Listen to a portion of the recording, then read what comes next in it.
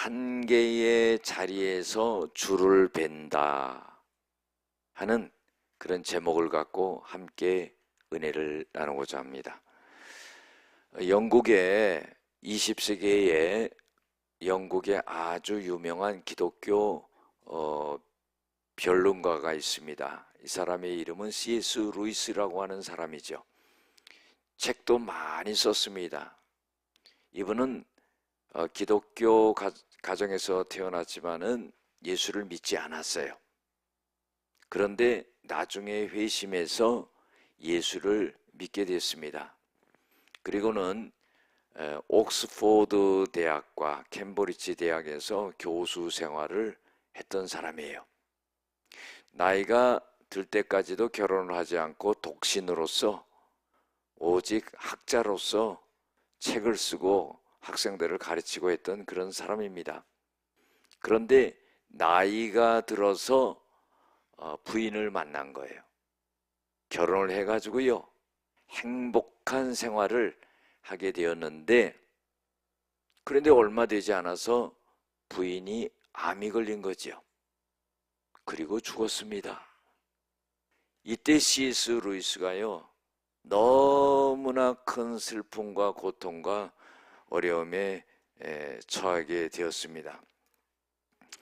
사실 기독교 진리에 대해서 신학적인 질문을 갖다가 아주 일반적으로 쉽게 그렇게 풀어내는 사람이 흔치 않은데, 이 C.S. 루이스는 참으로 언어의 연금술사처럼 아주 탁월한 분이었어요.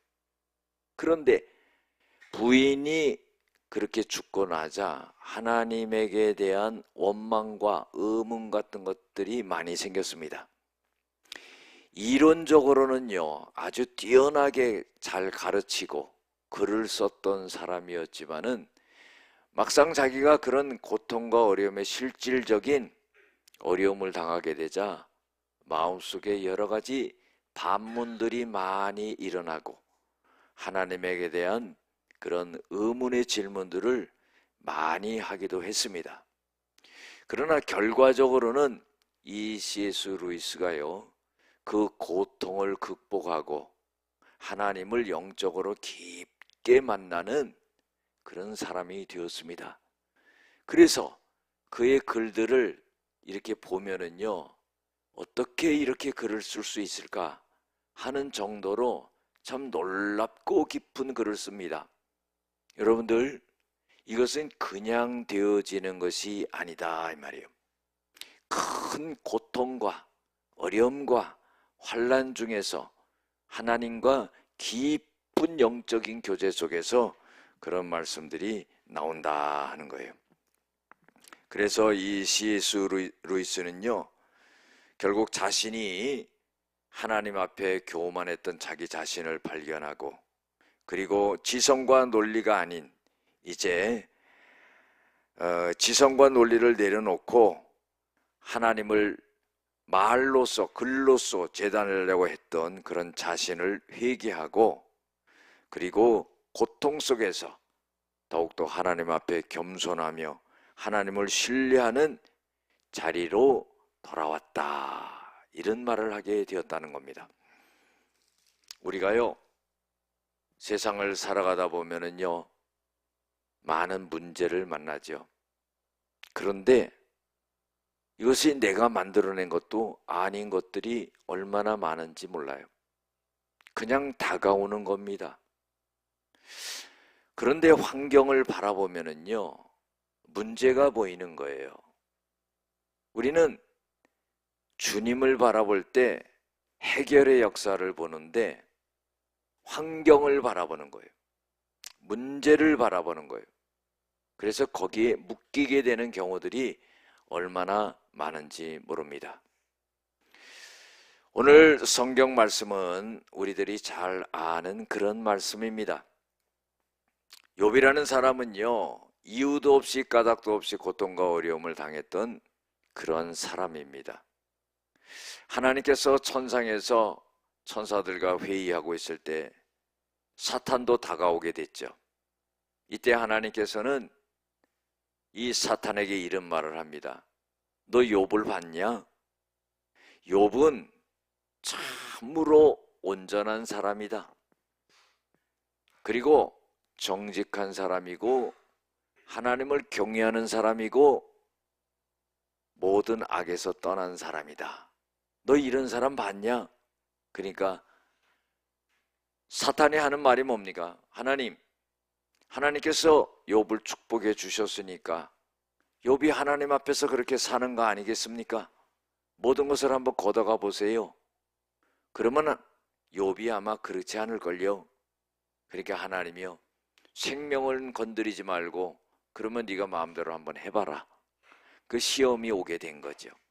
자식들이 죽고 재산이 전부 없어져 버리고 부인은 욕하고 하나님 욕하고 죽으라고 그러고 떠나고 형제 친지들이 그냥 다 조롱하고 자기는 악창에 걸려가지고 기와장으로 자기 몸을 긁고 친구들은 와서 전부 비난을 하고 이거 얼마나 고통스러운 일인지 몰라요. 여러분들 우리가 살아가면서요 자기만의 깊은 고통에 빠질 때가 있어요. 그러면은요 그때 사람들이 와가지고는요 이런 말 저런 말을 해요. 그게 아무 도움이 안 돼요. 그래서 깊은 고통에 빠진 사람한테 가가지고 이런 말 저런 말 하지 마시기를 주의 이름으로 축원합니다.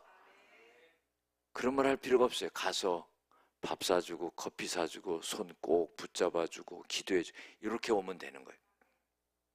그런데요 오버하는 거예요. 자기가 뭐 신앙적으로요 좀 나은 것 같고 뛰어난 것 같고 이런 말 저런 이거 아무 소용없습니다. 위로가 안 돼요. 그래서 욥은 까닭없이 고통과 어려움을 당했지요. 이유를 모릅니다. 하나님께 질문하지요. 물어봅니다. 근데 하나님이 만나주시지도 않아요. 얼마나 고통스러운지 몰라요. 부인은요 하나님을 욕하고 죽으라고 그러고요 돌았습니다. 형제들이 조롱합니다. 친지들이요 본체만체해요. 욥기 29장에 보면은 자기가 잘 살 때는요 사람들이 달라붙어 가지고 그러는데요 감히 욥이 오면은요 그 높은 자리에 있는 사람도 말을 삼가고 그럴 정도였어요. 그런데 욥기 30장에 보면은 조롱하고 비난하고 전부 사람들이 그런 입장으로 바뀌는 것을 볼 수가 있어요. 친했던 친구들도 와가지고 하는 말이 네가 하나님 앞에 이유 없이 이런 어려움과 고통을 당할 이유가 있느냐? 네가 하나님 앞에 범죄했기 때문에 그런 게 아니냐? 이렇게 다구칩니다. 너무나 고통스럽죠. 여러분들 욥은요 한계의 자리에 앉게 된 거예요. 근데 오늘 찬양이 은혜스럽죠? 한계를 뛰어넘어. 그 찬양을 만드신 분은 영적인 분이야. 제가 이 제목을 하나님이 딱 주셔가지고 성경 말씀을 선택한 거거든요. 그런데 찬양의 한계를 넘어서 이런 찬양이 있는지는 몰랐지요. 얼마나 놀랍습니까? 우리는요 한계가 있어요. 그러나 하나님은 한계가 없는 분이에요. 고린도전서 4장 20절에도 하나님의 나라는 말에 있지 아니하고 능력이 있다 그랬어요. 우리가요 어떤 문제를 해결하기 위해서는요 내 생각과 능력으로 그거를 판단해요. 여러분들 그렇게 하면 문제가 해결되지 않습니다. 하나님의 능력, 하나님의 전능하심 이거를 생각해야 돼요. 온 우주 만물을 말씀으로 창조하신 그 하나님의 능력이 얼마나 크시냐 이 말이에요. 믿음이 없이는요 절대로 한계를 뛰어넘을 수가 없습니다. 히브리서 11장 6절에도요 믿음이 없이는 하나님을 기쁘시게 할 수 없나니 하나님께 나아가는 자는 반드시 그가 계신 것과 또한 그가 자기를 찾는 자들에게 상 주시는 이심을 믿어야 할지니라. 믿음을 갖고요, 한계를 뛰어넘어야 돼요. 어떤 일이 있고 무슨 일이 있어도요, 주님의 능력이 우리에게 입혀지면은요, 그걸 뚫고 나갈 수 있다 이 말이에요. 그 믿음이 중요한 거예요. 그거를 지키는 거예요. 우리의 생각과 우리의 마음과 우리의 뜻과 우리의 방식을 내려놔야 돼요. 이걸 바꾸지 않고서는요, 하나님이 역사하실 수가 없다 이 말이에요. 그래서 욥은 이유도 모르고 까닭도 모르고 고통을 당하고 어려움을 당하고 모든 걸 다 잃어버리고 한계의 자리에 앉게 되었다 하는 거예요. 그런데요, 이 욥이 한계의 자리에 앉게 된 그 자리는 어떤 자리냐? 첫 번째로요, 하나님의 전능하심을 고백하는 자리라는 거예요. 그 한계의 자리에 앉았을 때 비로소 하나님의 전능하심을 고백하게 된다 이 말이에요. 그 자리에 앉지 아니하고서는 하나님의 전능하심을 고백할 수 없다 이 말이에요. 오늘 2절에 보면은 주께서는 못하실 일이 없사오며 무슨 계획이든지 못 이루실 것이 없는 줄 아오니 그랬어요. 참 놀라운 거죠. 주님은 죽은 자도 살리시는 그런 하나님이라 이 말이에요. 마가복음 5장에 보면은요, 회당장 야이로의 딸이 죽었지요. 죽어가지요. 그래서 예수님, 우리 집에 와서요, 우리 딸이 죽어가니까 좀 살려주세요. 그 가는 도중이었어요. 가는 도중에요, 그 집에서 사람이 온 거예요. 딸이 죽었습니다. 이제 이 예수님을 더 괴롭게 할 필요가 없습니다. 딸이 죽었으니까 오실 필요가 없지요.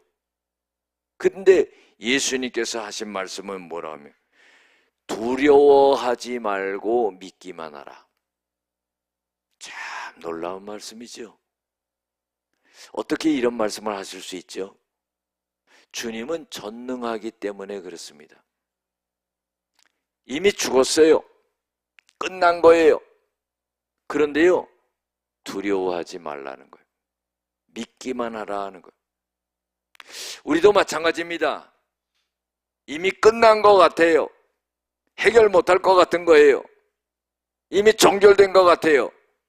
두렵습니다. 그러나 주님께서는 우리의 마음속에 말씀하시기를 두려워하지 말라, 믿기만 하라 그러는 거예요. 요한복음 11장에도 나사로가 죽었을 때 마르다와 마리아가 이런 말을 하죠. 아이고 주님, 조금만 일찍 오셨으면 우리 오라비가 사는데요. 아니, 네 오라비가 다시 살리라. 그러니까 아유, 마지막 부활 때는 뭐 살겠지요.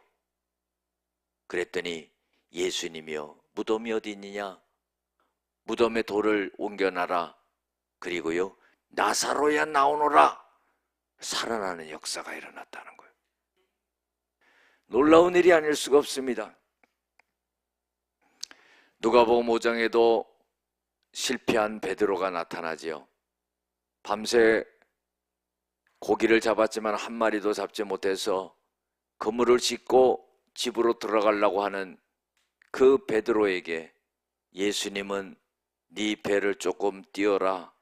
그 위에 올라가서 설교 말씀을 하시고, 말씀이 끝나자 베드로에게 하시는 말씀이 깊은 데로 가서 그물을 던지라 그랬어요. 그때 베드로의 고백이 뭡니까? 주님, 내가 밤새 고기를 잡으려고 했지만은 한 마리도 잡지 못했습니다. 그러나 주님의 말씀에 의지하여 내가 깊은 데로 가서 그물을 내리리이다. 실패했어요. 고기 한 마리 못 잡았어요. 끝났어요. 근데 주님의 설교 말씀을 듣고 믿음이 생긴 거예요. 그리고요, 주님의 말씀에 의지해서 그물을 던지겠다는 거예요. 그 수고로움을 다시 하겠다는 거예요. 그 고통이 오더라도 다시 한번 하겠다는 거예요. 주님의 말씀이라면 능력이 임한다는 그런 믿음을 갖는 거예요. 세상 사람들도 그런 말 하죠. 끝날 때까지 아직 끝난 게 아니다. 우리는요, 주님이 주권자가 되시고 주인이 되시기 때문에 우리의 인생은요, 하늘나라 가야지 끝나는 거예요. 이 땅의 것은 하늘나라 가야지 끝나는 거예요. 하나님은요, 언제든지 역전시킬 수 있는 그런 분이다 이 말이에요. 중요한 건 뭡니까? 주님을 의지하고 믿는 믿음이 있냐 이 말이에요. 상황을 바라보지 말고, 문제를 바라보지 말고 주님을 바라보고 말씀을 붙잡고 의지하고 성령님을 의지하고 기도하고 하는 그런 믿음이 있냐 이 말이에요. 우리가 점검을 해야 돼요. 하나님을 믿으니까 교회 나와서 예배드리고 그러죠. 말씀을 듣고. 그런데 여러분들, 행함이 없는 믿음은 죽은 믿음이다 이 말이에요. 너희는 말씀을 듣기만 해서 너희 자신을 속이는 자가 되지 말라. 이건 뭐예요? 행하는 자가 되라. 영혼이 없는 몸이 죽은 것 같이 행함이 없는 믿음은 죽은 것이다. 내가 절벽 앞에 떨어져 죽는 한이 있더라도 주님을 바라보고 의지하는 그 믿음을 갖는다 이 말이에요. 주님의 전능하심을 믿는다 이 말이에요. 내 영혼을 천국까지 인도하시는 그 하나님을 내가 믿는다 이 말이에요. 이 땅의 모든 삶을 어떤 어려움이 있어도 주님이 다 책임져 주신다는 그런 믿음을 갖는 거예요. 증거가 뭡니까? 뒤돌아보면 되는 거예요. 죽을 것 같은 일들이 얼마나 많이 있었는데 살아있고 존재하잖아요. 하나님이 에베네셀의 하나님이 되신 거예요. 임마누엘의 하나님이 되신 거예요. 여호와 니시로 승리케 하는 하나님이 되신다 이 말. 욥이 처한 한계의 자리에서 하나님의 전능하심을 고백하는 그런 자리다 하는 것을 우리가 알아야 돼요. 두 번째로요, 욥이 처한 그 한계의 자리는 뭐냐면 자신의 무지한 말을 깨닫게 하는 자리라 이 말이에요. 욥은요, 계속적으로 친구들이나 사람들이나 하나님 앞에 한 공통적인 말은 뭐냐면, 하나님, 내가 뭘 잘못했습니까? 나는 의롭습니다. 그런 고백을 계속했던 거예요. 여러분들, 욥은요 정말 특별했던 사람입니다. 아들들이 생일잔치를 하면은요, 생일잔치 하면서 먹고 마시면서 하나님 앞에 혹시 실수라도 죄를 지었을까봐 하나님 앞에 제사를 드리는 그런 사람이었어요. 하나님 앞에 올바르게 서려고 얼마나 애를 썼던 사람인지 모릅니다. 자기 자신도 하나님 앞에 정직하려고 그렇게 애를 쓰고 믿음으로 살려고 애를 썼던 그런 사람이죠. 자기가 어떤 죄로 인하여서 이런 어려움을 당한다고 그러면은 그거를 인정하겠지만은 그랬던 적이 없었던 것 같아요. 아무리 생각해봐도. 하나님께서도 사탄에게 그렇게 말하지 않았습니까? 너 욥 봤냐? 욥은 온전하다, 정직하다, 하나님을 경외하고 모든 악에서 떠난 자다, 그렇게 인정받았던 사람이에요. 그러나요, 하나님 앞에 섰을 때 죄인 아닌 사람이 어디 있냐 이 말이에요. 우리는 전능하신 그 하나님 앞에 섰을 때 우리의 죄악됨을 갖다가 고백할 수 있는 그런 사람이 돼요. 겉으로 죄가 드러나지 않았다 할지라도 마음속에 품는 죄도 하나님은 다 보시는 그런 하나님이라 이 말이에요. 하나님이 우리에게 늘 말씀하시지만은 그 말씀대로 완벽하게 행하는 자가 어디 있냐 이 말이에요. 말씀 속에서 나를 회개시키고 하나님 앞에 자복하고 그런 모습으로서 우리가 변해야 된다 이 말이에요. 욥은요 자기의 의로움을 내세웠던 그런 사람입니다. 그래서 하나님께서는 욥기 38장 1절 2절에 보면 그때 여호와께서 폭풍우 가운데 말씀하여 이르시되 무지한 말로 생각을 어둡게 하는 자가 누구냐? 무지한 말로 생각을 어둡게 하는 자가 누구냐? 왜 어리석은 말을 하느냐? 그 어리석은 말을 하는 자가 누구냐? 욥아, 바로 너 아니냐? 이런 말이에요. 우리가 하나님 앞에요, 내 의로움을 드러내는 말을 하지 아니하고요, 하나님, 나는 죄인입니다. 하나님, 나를 긍휼하게 여겨 주시옵소서.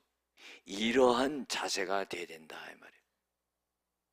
우리는 내 자신이 보지도 못하는 그 죄악을 하나님은 보고 계신다 이 말이에요. 생각으로 스쳐 지나갔던 것 같지도 하나님은 그걸 갖다가 알고 계신다 이 말이에요. 무지한 말을 해서는 안 된다 이 말이죠. 자기의 의로움을 드러내고 내가 뭐 때문에 이런 고통과 어려움을 당합니까?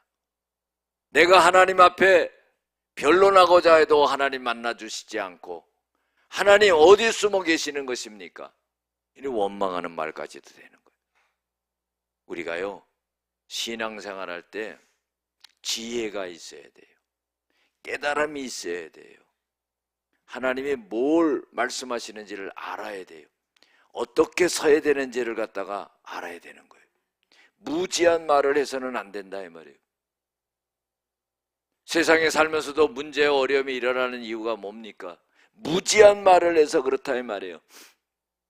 정직하지 못한 말을 해서 그렇다 이 말이에요.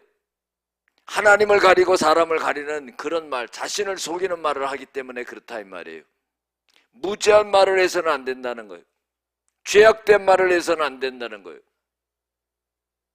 분명하게 하나님이 제시해주고 말씀하신 것을 우리는 받아들이고요, 냉철하게 하나님의 말씀의 거울에 내 자신을 비춰서 회개하고 잡아갈 수 있는 그런 지혜로운 자가 되어야 된다 이 말이에요.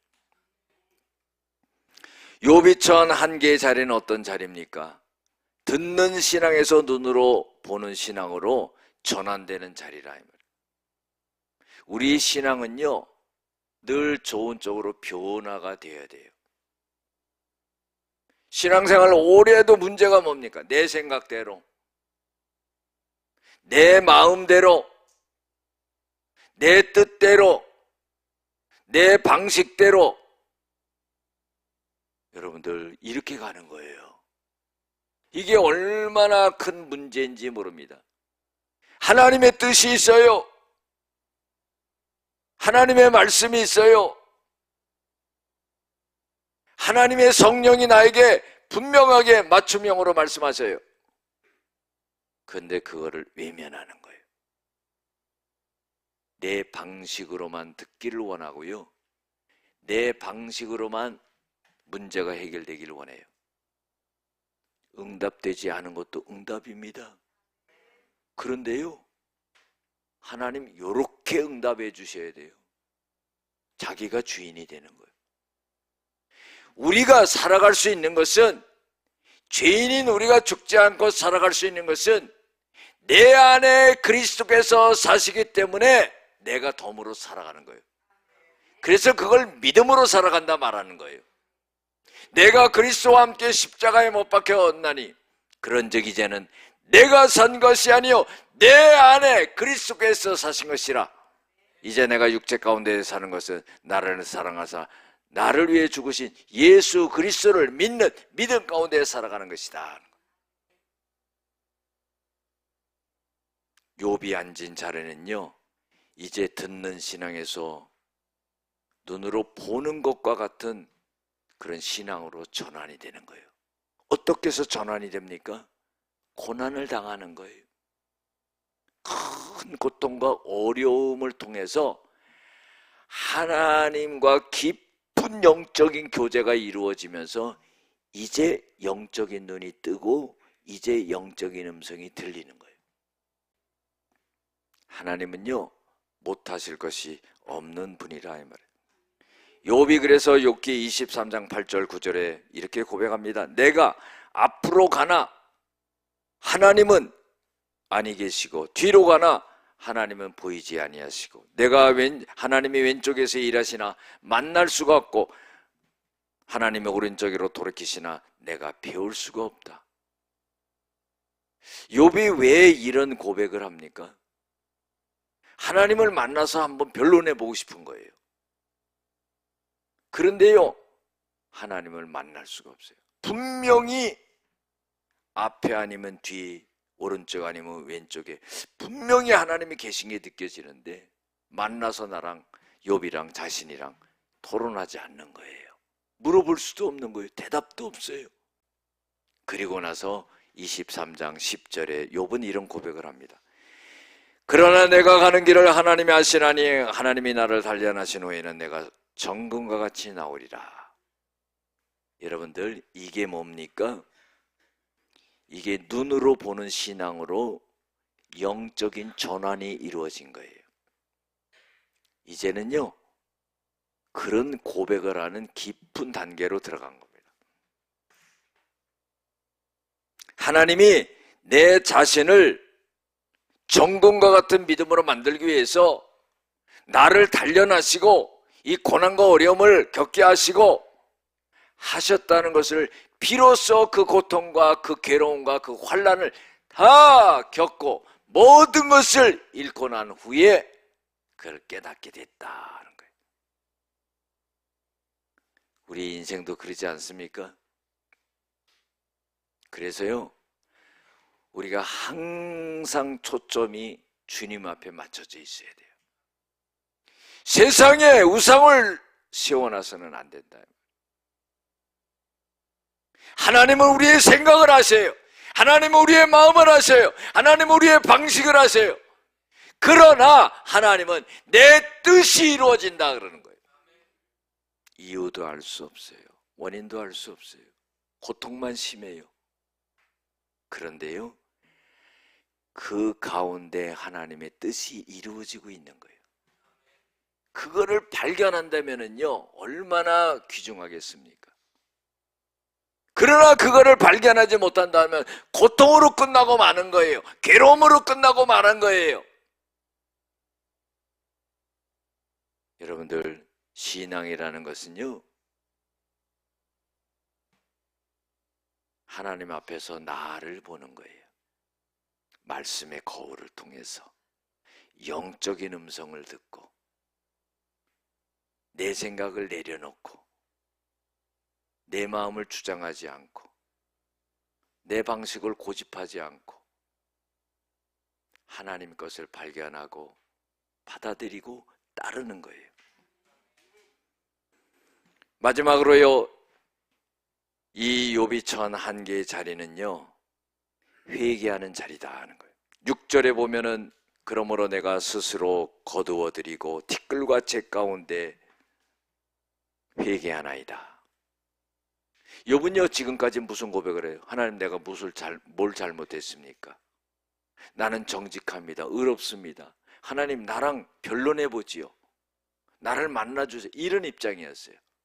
그런데 내가 무지한 말을 했구나. 그리고는요, 티끌을 뒤집어 쓰고 하나님 앞에 회개합니다. 아무리 의롭다 할지라도요, 하나님 앞에서는 죄인이다 이 말이죠. 우리는 하나님에게 긍휼을 구할 뿐입니다. 하나님에게 자비를 구할 뿐입니다. 하나님에게 은혜를 구할 뿐입니다. 이게 우리의 자세다 이 말이죠. 구약에 보면은요, 다윗이 성군으로 나타나고 있지만은 살인죄와 간음죄를 지었던 그런 사람입니다. 그러나 사도행전 13장 22절에 보면은 하나님이 다윗을 이렇게 인정하죠. 내가 이새의 아들을 만나니 내 마음에 합한 자라 내 뜻을 다 다윗에게 이루리라. 회개하고 돌아섰을 때 그 모습은요, 하나님이 뜻하는 모습으로 변해 있었어요. 그래서 하나님께서는 그 과거의 모든 죄를 하나님이 다 씻어주시고 다윗을 붙들어 귀하게 사용하는 그런 역사가 일어났다 하는 겁니다. 베드로는 어땠습니까? 누가복음 22장에 보면은요, 다른 제자들은 다 배반한다 할지라도 나는 배반하지 않습니다. 닭이 울기 전에 네가 나를 3번 부인하리라. 닭이 3번 우니까 울기 전에 예수님을 3번 부인하고 나니까 닭이 3번 울었어요. 여러분들 얼마나 큰 죄인입니까? 누가복음 19장에 보면 삭개오는요, 주님을 만나자마자 자신을 회개한 거예요. 내 재산의 절반을 팔아 가난한 사람에게 나눠주고, 누구 걸 토색한 일이 있으면 내가 4배를 갚겠나이다. 예수님이 오늘 이 집에 구원이 이르렀다 그런 거예요. 여러분들, 회개는 축복입니다. 한계의 자리를 뛰어넘을 수 있는 것이 바로 회개예요. 내 죄악됨을 하나님 앞에 철저하게 회개하는 거예요. 돌아서는 겁니다. 그때 하나님이 역사하는 거죠. 우리는 살아가면서 욕과 같이 이유도 없이 까닭도 모르고 고통과 어려움을 당할 때가 많이 있죠. 그런데요, 그때마다 우리가 해야 될 것은 그 환난 중에서 주님을 바라봐야 돼요. 문제를 바라보고 거기에 휩싸여서 빠져들어가지 말고 주님을 바라봐야 돼요. 환난이 인내를 낳고 인내는 연단을 낳고 연단은 소망을 이루게 되는 그런 역사가 일어난다. 아무리 힘들고 아무리 고통스럽고 아무리 절망스럽고 그런다 할지라도 나의 아버지 되시는 하나님이 우리를 떠나지 아니하고 우리를 버리지 아니하고 우리를 붙들어 주시고 우리와 함께 하시고 우리를 건져 주시고 우리를 축복하시고 우리를 사용하시는 역사가 일어난다는 거예요.